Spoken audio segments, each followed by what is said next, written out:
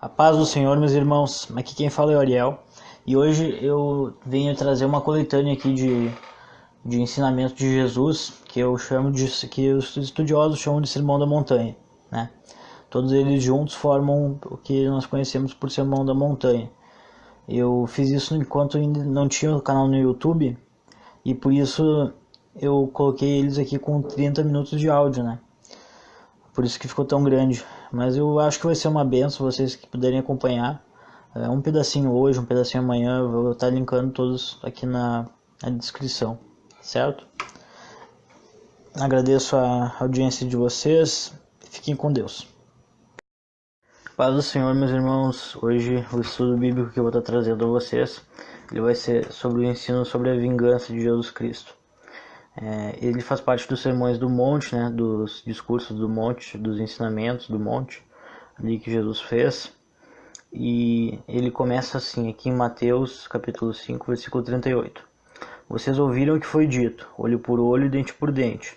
Essa lei significa, se você tirar o dente de uma pessoa, se você ferir o olho de uma pessoa, o seu olho será ferido. Se você espancar uma pessoa e nesse processo arrancar um dente dela, você vai ser linchado e o seu dente vai ser tirado também. Essa era a lei mosaica, né? Uma lei antiga. Agora, continuando.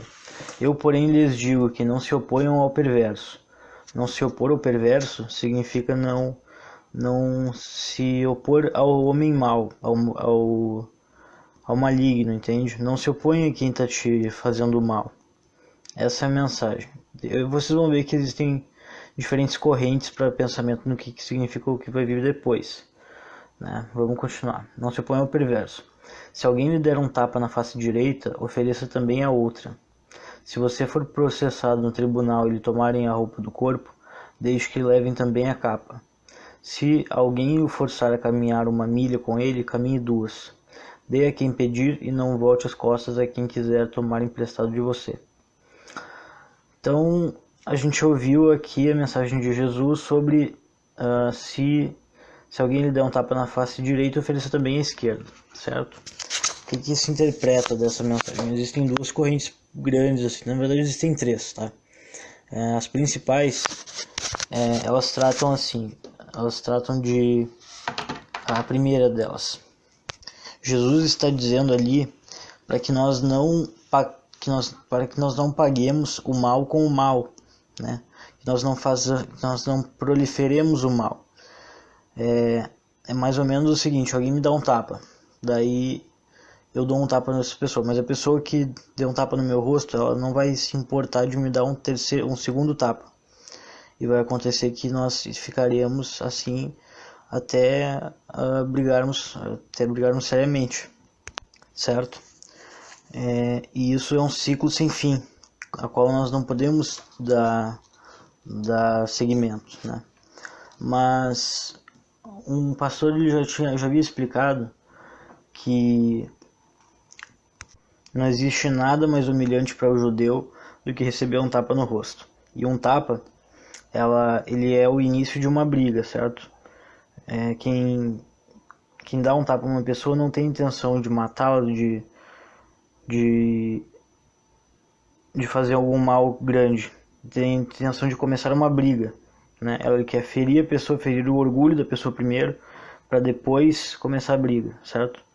Mas Jesus ensina que nós não podemos dar ouvidos a isso, então é melhor que ignoremos. Bom, a segunda vertente diz que o dar a outra face, ele na verdade significa quando o evangelho está em risco. É apenas nessa situação, quando o evangelho, que os cidadãos eles deveriam recorrer aos seus direitos sempre que possível, certo?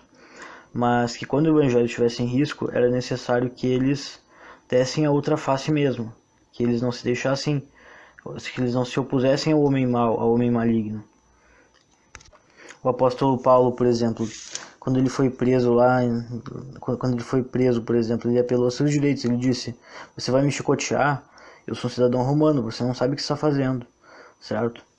Então, você pode notar que existem duas correntes de pensamento, né? E assim é na teologia, né? Muitas pessoas têm interpretações distintas. E eu não vou falar da terceira explicação porque ela é bastante pouco conhecida, né? Então é melhor a gente ficar só com as predominantes mesmo, né? Então seria basicamente isso por hoje, meus irmãos. Fiquem todos com Deus, durmam bem, descansem. Já é quase meia-noite. Aqueles que me ouvirem hoje, então, tenham uma noite abençoada, tá? E aqueles que me ouvirem amanhã, que tenham um dia abençoado, certo? Fiquem todos com Deus, fiquem na paz do Senhor. A paz do Senhor, meus irmãos. Aqui quem fala é Ariel e hoje eu vou trazer a vocês um estudo sobre o amor pelos inimigos, né? Que Jesus Cristo mencionou no seu Sermões da Montanha. Então ele começa assim aqui no verso 43 de Mateus 5. Vocês ouviram o que foi dito: ame o teu próximo e odeie o teu inimigo. Eu, porém, lhes digo: amem seus inimigos e orem pelos que os perseguem. Essa passagem é muito forte, né? Porque se você pensar, parece que não faz muito sentido tu amar um inimigo. Mas aqui em Romanos 12, 21, é dito que os filhos de Deus não retribuem o mal com o mal, mas vencem o mal com o bem, certo? Então, por mais difícil que seja você amar seu inimigo, ainda é necessário que você faça isso, pois Deus não faz chover tanto aos ímpios quanto aos bons. Deus não derrama a luz do sol tanto sobre os justos como os injustos. Então, da mesma forma, você tem que amar seus inimigos. E como dizem muitos pastores, né? Se o preço de amar um inimigo é alto, o preço de odiar um inimigo ele é muito mais alto. Porque assim você vai estar pagando com a sua alma o preço dessa questão, né? Mas amando seu inimigo, você vai estar ganhando, você vai estar acrescentando bênçãos a si. Bom, vamos continuar aqui. Desse modo vocês agirão como verdadeiros filhos do seu Pai, que está no céu, pois ele dá a luz do sol tanto aos maus como aos bons, e faz chover tanto aos justos como aos injustos. Aqui o verso 46. Se amarem apenas aqueles que os amam, que recompensa receberão? Até os cobradores de impostos fazem o mesmo. E os cobradores de impostos naquela época eles eram vistos como uma das mais baixas profissões, tá? Porque eles basicamente extorquem a população. Eles representam o seu imperador, certo? O seu rei. Mas eles extorquem a população, basicamente. Eles cobram os impostos. E naquela época isso era visto com olhos bem ruins. Se cumprimentarem apenas os seus amigos, que estarão fazendo demais? Até os gentios fazem isso. Portanto, sejam os perfeitos como perfeito é seu Pai Celestial. E cabe ainda ressaltar que o cristianismo ele não é só um código de boa educação. Ele é uma vida nova que nos é dada pelo próprio Senhor Deus, né? Então, um conselho que eu dou a você nesse momento: se deixe transformar por Deus. Os mandamentos de Jesus, os ensinos de Jesus aqui no Sermão da Montanha, do Monte, na verdade, eles ainda são válidos nos dias de hoje, né? Como eu disse, ore por quem quer o seu mal. Jesus, quando foi crucificado, ele não disse: Pai, perdoa-os porque eles não sabem o que fazem. Ele não disse isso? Sim, ele disse. Então, você imagina o homem no seu mais profundo sofrimento diz algo assim. Então por hoje é isso. Ainda não sei se eu vou trazer mais um estudo bíblico, porque esse aqui foi bem curtinho. Ainda talvez dê tempo de trazer um outro, né? Mas não sei se vou trazer outro hoje, de repente sim. Então fiquem todos com Deus, tá? A paz do Senhor para todos os irmãos. Tenham um abençoado dia. Uma boa tarde a todos, que a paz do Senhor seja com vocês. Aqui é o Ariel e hoje eu vou trazer um ensinamento aqui sobre um estudo bíblico sobre o auxílio dos necessitados e da oração, né? Eu resolvi fazer os dois juntos porque eles são curtinhos, né? Então vamos lá. O que diz aqui em Mateus verso 6, né? Tenham cuidado, não pratiquem suas boas ações em público para serem admirados por outros, pois não receberão a recompensa do seu Pai que está no céu. Quando ajudarem alguém necessitado, não façam como os hipócritas que tocam trombetas nas sinagogas e nas ruas, para serem elogiados pelos outros. Isso significa, e outra coisa que Jesus diz aqui, né? Eu lhes digo a verdade, eles não receberão outra recompensa além dessa. Então, quando tu faz o bem apenas para ser elogiado pelo próximo, a única recompensa que tu vai receber é o elogio, entendeu? Mas quando tu fizer o bem em segredo, quando tu fizer o bem pelo bem, quando tu fizer o bem simplesmente para se sentir bem fazendo aquilo, simplesmente para ajudar o próximo, sem que alguém precise saber necessariamente, então você vai ser recompensado pelo seu Pai que está nos céus, né? Aqui, ó. Mas quando ajudares alguém necessitado, não deixem que a mão esquerda saiba o que a direita está fazendo. Deem a sua ajuda em segredo, e o seu Pai que os observa em segredo os recompensará publicamente. Então, olha a mensagem forte que Jesus está passando aqui. Quando tu for fazer um gesto de bondade para alguém, não deixa que a tua mão esquerda saiba o que a tua direita está fazendo, entendeu? E a recompensa vai vir depois, lá no reino dos céus. Agora, sobre a oração, a gente pode ler aqui no verso, deixa eu ver, verso 5.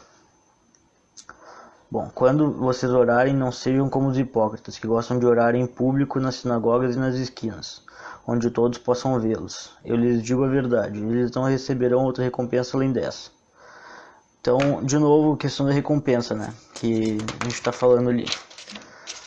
A recompensa que os caras vão receber ao orar em público serão justamente aquela fama que eles têm de bons oradores, né? E segue aqui. Mas quando orarem, cada um vá para o seu quarto, feche a porta e ore o seu pai em segredo. Então o seu pai que os observa em segredo recompensará.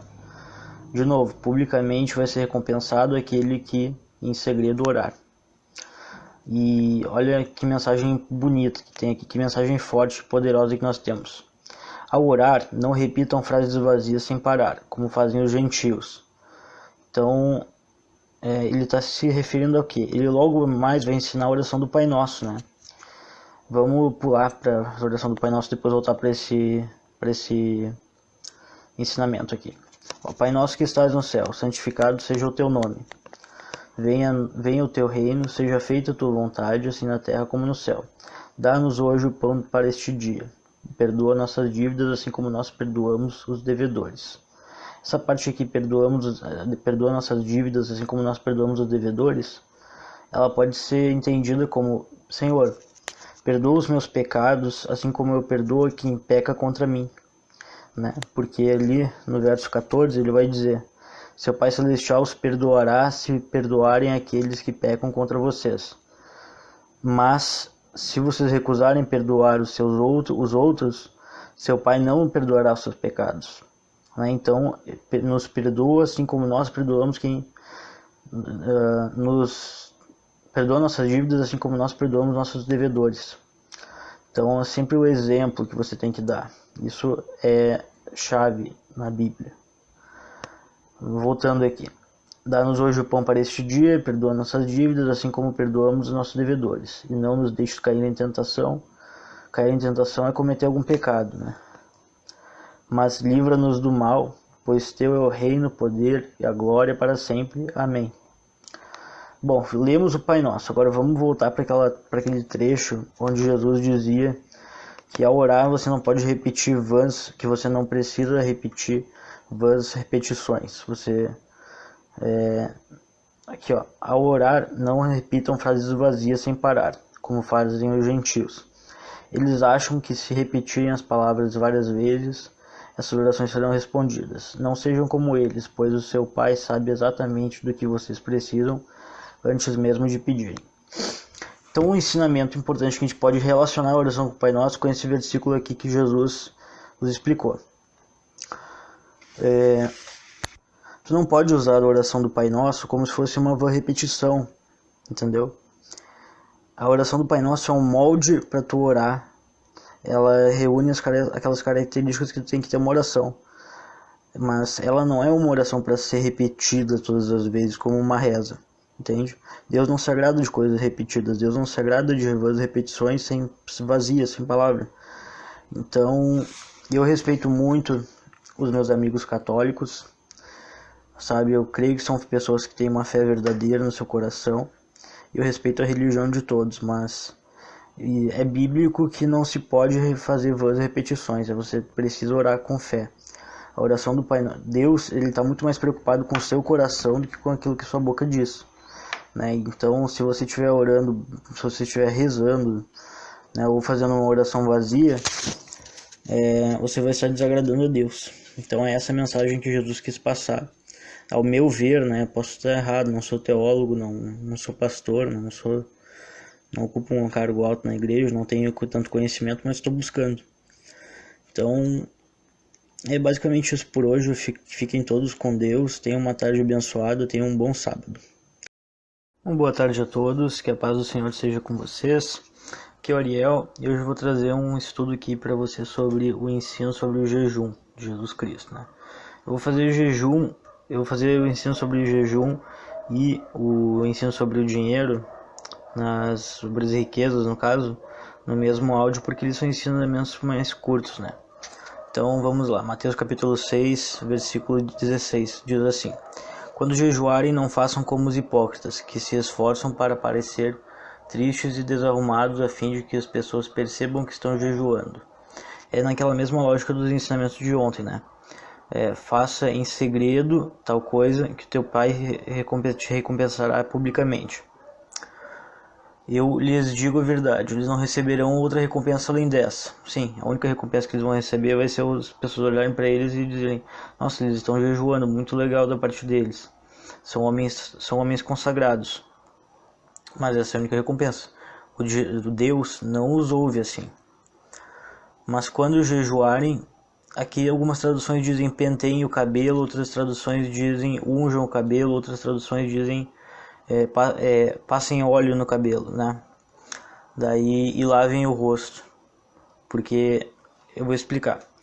O ungir a cabeça, ungir o cabelo, passar um óleo santo nele significa é um sinal de que você está consagrado a Deus, entendeu?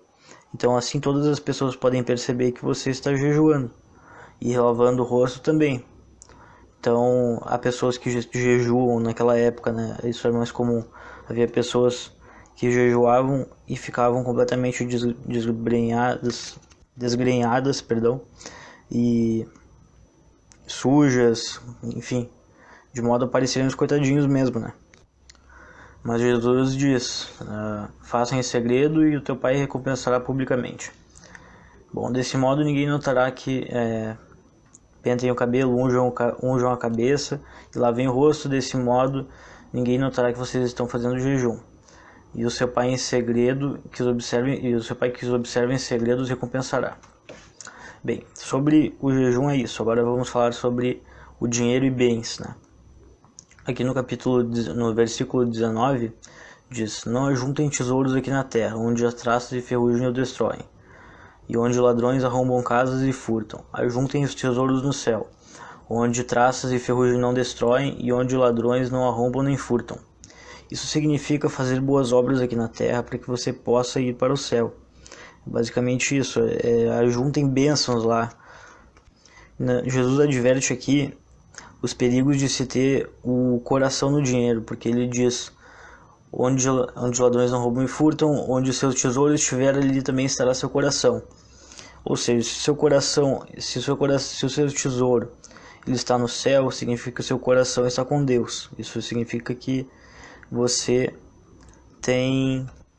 considera Deus a coisa mais preciosa da sua vida, pois ele é seu tesouro, né? Mas se o seu tesouro estiver na terra, estiver em bens materiais, então você está servindo a outro Deus. Vamos continuar. Seus olhos são como uma lâmpada que ilumina todo o corpo. Quando os olhos são bons, todo o corpo se enche de luz, mas quando os olhos são maus, o corpo se enche de escuridão. E se a luz que há em vocês é na verdade escuridão, como é profunda a escuridão? Ninguém pode servir a dois senhores, pois odiará um e amará o outro.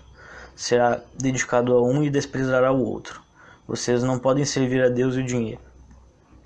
Tá?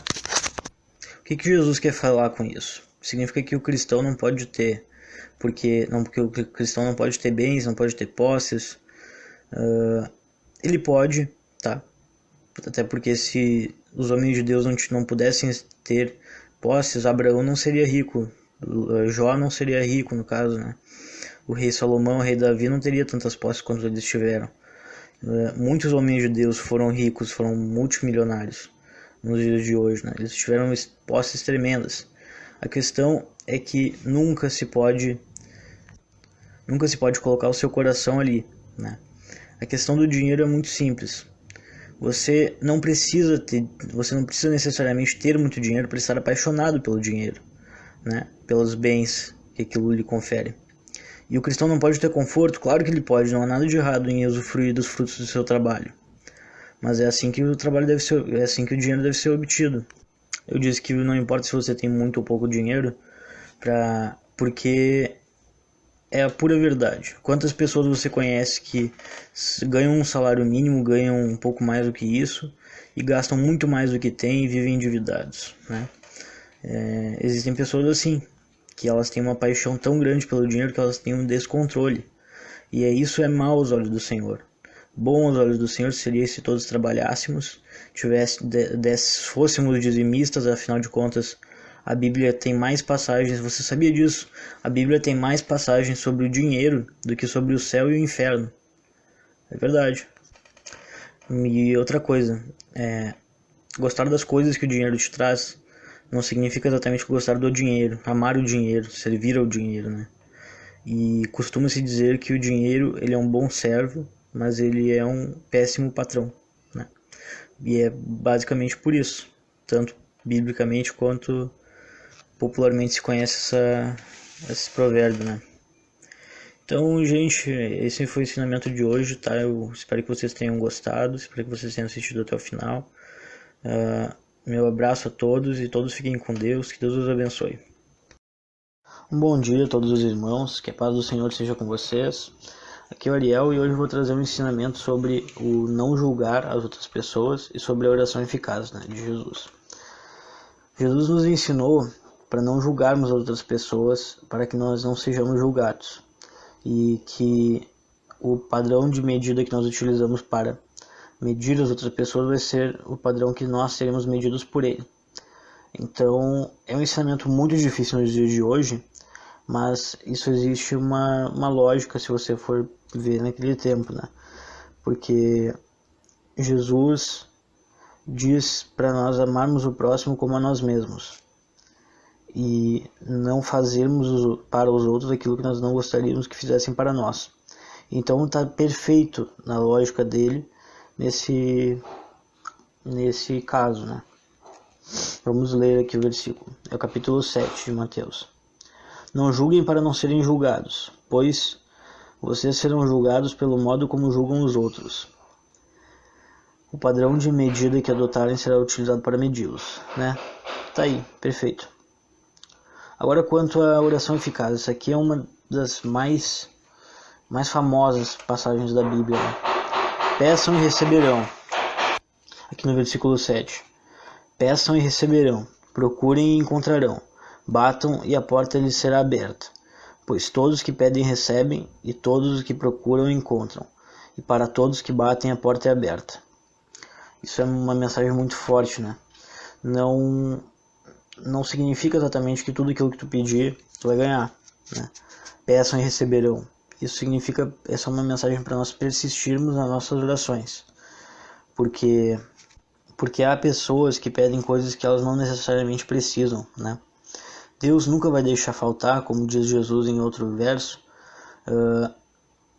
Não se preocupem com as necessidades da sua vida diária. Por acaso os pássaros não plantam, não semeiam, nem caçam? Eu acho que é mais ou menos isso. Os pássaros não plantam e, no entanto, o Senhor os alimenta. Deus não vai te deixar faltar as coisas que tu precisa, entendeu? E Deus vai te dar as coisas que tu precisa, mas Ele não vai responder a tua oração para coisas fúteis, né?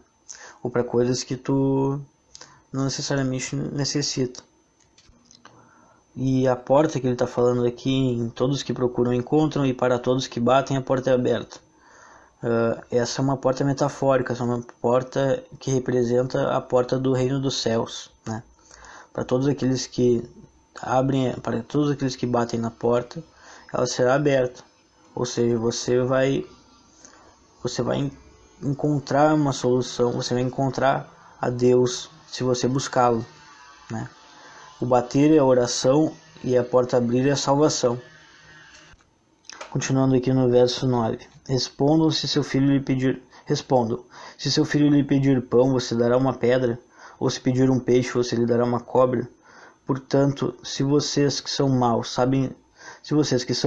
sabem dar bons presentes a seus filhos, quanto mais seu Pai que está no céu dará bons presentes aos que lhe pedirem. É isso. É basicamente esse o ensinamento de Jesus. Foi um áudio curtinho, né? Mas eu agradeço muito os irmãos que prestaram atenção até aqui. Fiquem todos com Deus e que Deus os abençoe. Uma boa noite aos irmãos, que a paz do Senhor seja com vocês. Hoje eu venho trazer aqui um ensinamento sobre as preocupações da vida diária que Jesus nos deixou, né? Então ele começa aqui, Mateus capítulo 6, versículo 25, dizendo: Por isso eu lhes digo que não se preocupem com a vida diária, se terão o suficiente para comer, beber ou vestir.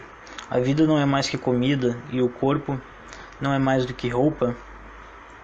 Aqui Jesus está dizendo que ele falou, não se preocupem com a vida diária, mas não significa para você não ter nenhuma preocupação com a sua vida que vai tudo cair do céu.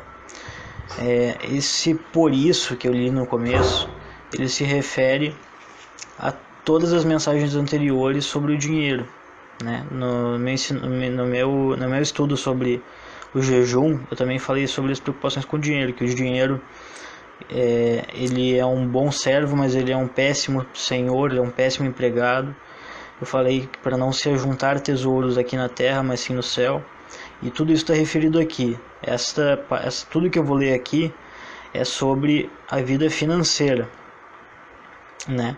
As preocupações em excesso, as preocupações financeiras excessivas, né? Vai dar a impressão que Jesus está falando o seguinte: você pode se atirar e ficar só, talvez orando o dia inteiro, que vai tudo cair do céu, e você não vai precisar trabalhar para comprar o seu alimento, nem vai precisar trabalhar para comprar a sua vestimenta, e vai tudo simplesmente aparecer pela sua fé. Mas não é isso, tá? Eu vou lendo aqui os versículos e vou explicando. Por isso eu lhes digo que não se preocupem com a vida diária, se terão o suficiente para comer, beber ou vestir. A vida não é mais do que comida e o corpo não é mais do que roupa.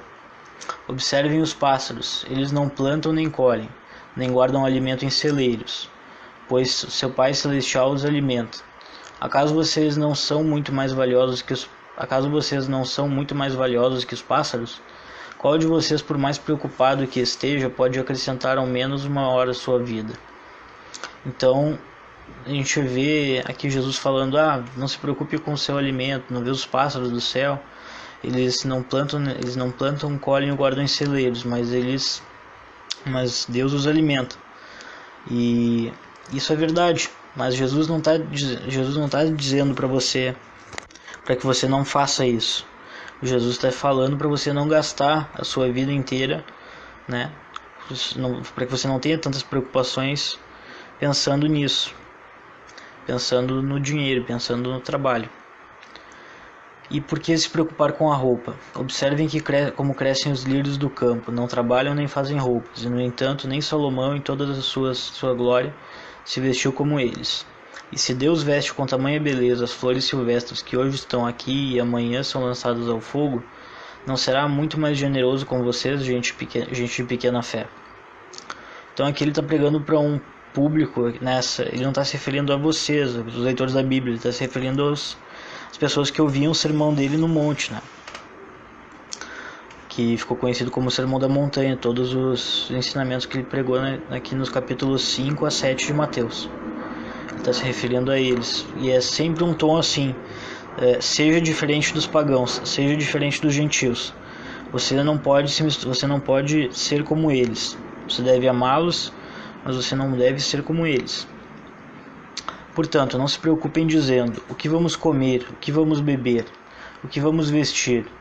Essas coisas ocupam o pensamento de pagãos, mas seu Pai Celestial já sabe tudo o que vocês precisam. Busquem em primeiro lugar o reino de Deus e sua justiça, e todas as coisas lhes serão dadas. Portanto, não se preocupem com o amanhã, pois o amanhã trará suas próprias inquietações. Bastam para hoje os problemas deste dia. Então aqui ele fecha aquela explicação que eu estava falando. Você terá suas preocupações naquele dia, mas não gaste sua vida inteira, não perca, não tenha cabelos brancos simplesmente por se preocupar com essas coisas. Acrescente a sua vida e ore ao Senhor, que Ele saiba descansar no Senhor, pois o amanhã trará suas próprias inquietações, né? Quando vier o dia. Então e não é aquela coisa, viva um dia de cada vez. Você não precisa trabalhar, você não precisa fazer nada, basta cair em oração que vai tudo se ajeitar. Não é isso. Mas Jesus está ensinando aqui a sabermos descansar no Senhor e não nos preocuparmos em excesso com as coisas que não merecem nossa atenção, né? Então é isso por hoje. Muito obrigado a todos que ouviram até aqui. Eu peço desculpas pelos 2 dias que eu fiquei sem postar nenhum áudio. Não é do meu costume, mas eu realmente não estava em condições. Mas muito obrigado a todos pela audiência. Eu tenho adorado fazer esse trabalho e eu tenho certeza que Deus vai abençoar muito ainda a vida de vocês.